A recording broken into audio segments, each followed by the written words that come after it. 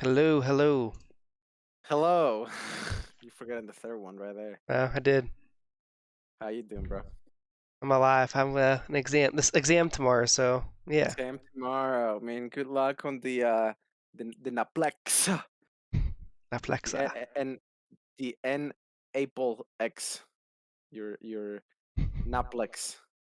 Okay, I'm gonna stop now. Yeah, so that's tomorrow. So Have you by been this, studying though? Have you been just just playing video games? I do both. I have 2,000 flashcards I made for this exam. 2000. You should post them on Ang.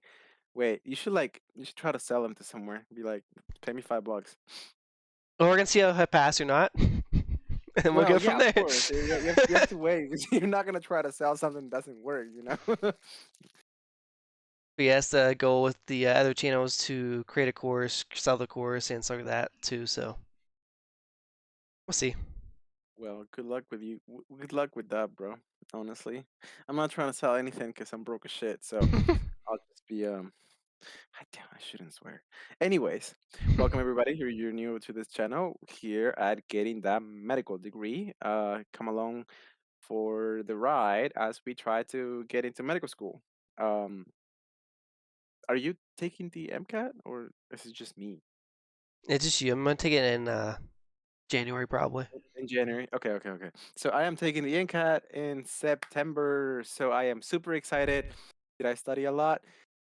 Not as much as I should have because after work I have a lot of stuff going on, but we will see how it goes. Um so yeah, come along for the ride.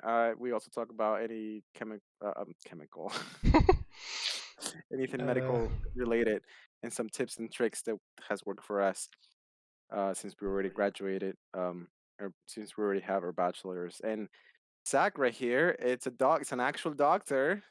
yeah. So.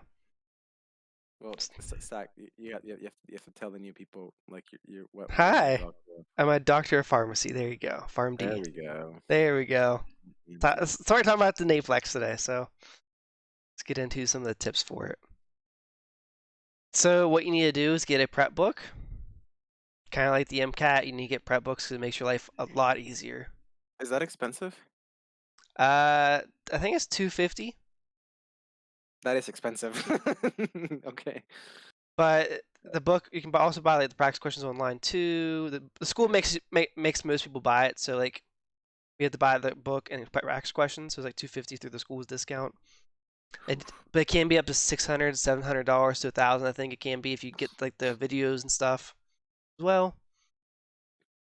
So what I did for this exam, since I'm taking it tomorrow on August the 2nd, I read through the chapters and made flashcards on important facts. Since you do know I read like 750 words per minute, reading through the chapters is pretty quick. I'll mark down like certain things I want to make flashcards on. I make flashcards on those in the second pass through. This guy. I mean, there's like how many chapters are in this book? Uh, 82 chapters. How long did it take you, Uh, Mr. Speedy Gonzalez? I don't even know. Since after I make so many flashcards, I take a break from making flashcards till I get caught up to going through them. I start again. Hmm. You don't need to make flashcards for stuff you know, which is kind of hard to know if you know it. So if it's like something So if you don't know, you don't know. like But the problem is treatments that of hypertension, if you just graduated pharmacy, you probably know that's ACE or an ARB. But if you didn't know that, you probably should make a flashcard on that. So know what you know what you don't know. It's hard to say that, I guess. yeah, because then you don't know what you don't know. Yeah, but Anyways. yeah. Anyways, some more tips. Next step. So you went through the chapter, you made some flashcards. So it's one pass through, two passes through the material. Now you're doing a third pass by doing the quiz. So Argus Prep has quizzes online, which are very detailed. They're way more detailed than you'll ever need for the Naplex, but they do this on purpose so you can't say that you failed by using their material. So take note of why you missed the question. So did you read too fast? Did your units not match up? Did you miss that the person was a female? Was she prego in the question, or was she supposed to be prego? That can really change what answer you pick for half the drug questions. Make sure your units match is also a big thing, since calculations make up a big portion of this exam. We'll get on that in a second.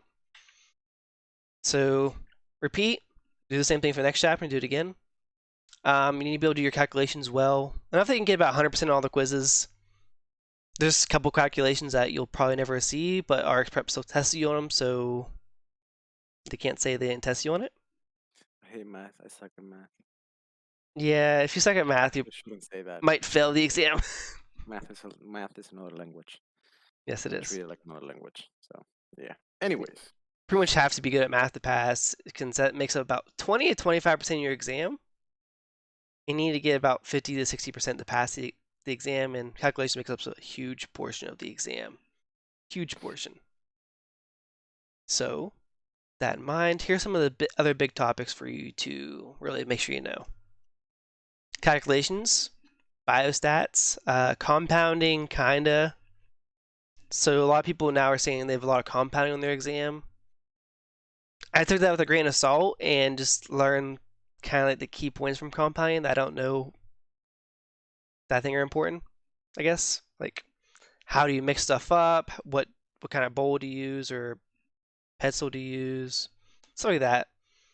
And like the different techniques and their names. Oncology can be a big topic. Been hearing a lot of people getting like a lot of oncology in their exams lately in this cycle, so I guess touch up on the big picture of oncology so they know what drugs cause what side effects and what do you do if that side effect occurs. HIV is low yield, yet they still test on it a little bit. So if you can get through it and actually learn it, it's good to know. But if you're low on time, I'd just learn everything else first. And main treatment options for each disease state. So like hypertension, ACE or an ARB, unless you're African American, then it's calcium channel blocker or a diuretic. And then the main side effects of these drugs. So like ACE or ARB, ACE inhibitor, you'll have a cough with it. So like stuff like that. That's all I so really got. how long do you think someone needs to prepare to take uh Naplex or Naplex, whatever it's pronounced? Um, I've known people who passed it with 2 weeks of studying Jeez, that's because tough. this is like basic knowledge of pharmacy. So if you remember a lot Yeah. from your rotations, remember a lot from school, you know a I'm lot like, more than you yeah, like if I think. don't even know what I'm talking about, I don't know what I'm talking about. So how But many questions is it? I think it's 185, maybe it's 100, 200. 200, 250 probably. And then so you have to get like what, 75, right? So you can pass. You need like a score of a 75. So Oh. there's like kind of like a scaled score kind of. So like a score of 75 to pass is what you need. But there's more And then questions in that in the exam. you were saying that there were 25 questions, that something something? Yeah, there's like 25 questions that are 25, 35 questions that are like kind of like testing them out on you, but they don't count for anything. So they could But be really obscure questions that you'll never saw before, and you'll be like, "Oh, what's that?" That's why. yeah, but you still like you still don't know if you're being like if that's one of the questions though, Yeah, right? so Like you if might get like 20 of those in a row or something. You might be feeling really bad, like you're failing the exam, when actually, you Wow. there's, That'd be like a shitty way to like the computer to arrange the order of the questions. I mean, yeah, you get all those at once, and it's like, man, I'm doing really bad in this exam. Your self-esteem goes down for the rest of the Yeah, and exam. then you psych yourself out and then you're screwed because you get a lower grade.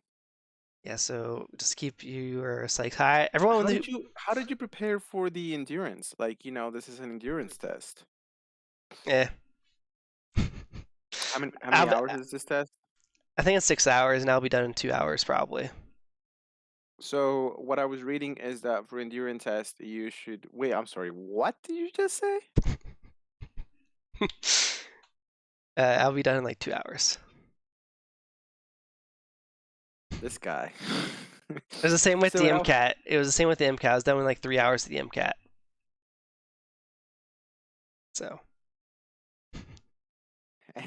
anyway, um I was reading that for endurance test you should try to take practice test for that amount or the length of take a test of the length of the exam, or maybe like stuck to your studying and don't take any breaks for the length of the exam, like once a week, twice a week, however many times a week you need it to create an endurance, because your brain will get tired, you will get distracted, you will start rereading the questions, and you wanna have that brain memory, that muscle memory of being able to hold on to 3 hour, even if it's 3 hour test, still a 3 hour test. You know, it's still a long time to go through all those questions and answer them. So um, we'll make another video about that because I was reading because my test is coming, so I want to prepare really well for it. But anyways, thank you so much for tuning in and check us out on the next video on how to manage your time better. All right. Yeah. Peace.